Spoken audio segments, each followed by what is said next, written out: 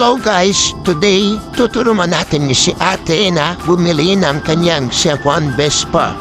Ito sa Urdaneta, Pangasinan.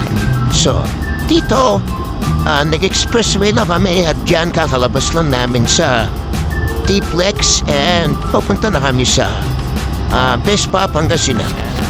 At kaya na nga, nakarating na kami dito sa Vespa, Pangasinan. Halos 2 oras make it yung biyahe galing sa Capister lang hanggang dito sa Urdaneta, Pangasinan. So, ayun no, dito na parking ba kami sa harapan ng Vespa Pangasinan sa store nila. And yan, sobrang excited na si ate na makita yung bibili niyang second Vespa na. So pagpasok nga namin na mini-mini muna sa ate kung gusto niyong bilhin. Yan, ang dami po pipilian dyan. And may mga big bike din sila na Triumph. Ayan, sinufkan pa nga ni ate yung isa na big bike dyan. Ito nga yung napili ni ate, no?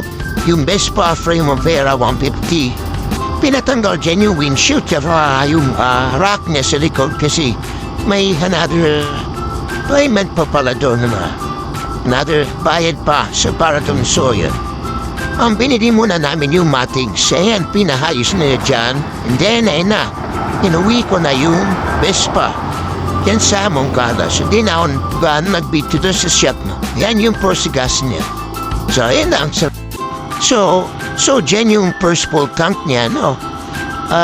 8 liters yung capacity ng Vespa Primavera. So, ayan, so, please like and subscribe mga preno. Abangan nyo pa yung mga ibang video na ipopost natin. So, yun. Maraming salamat. Goodbye!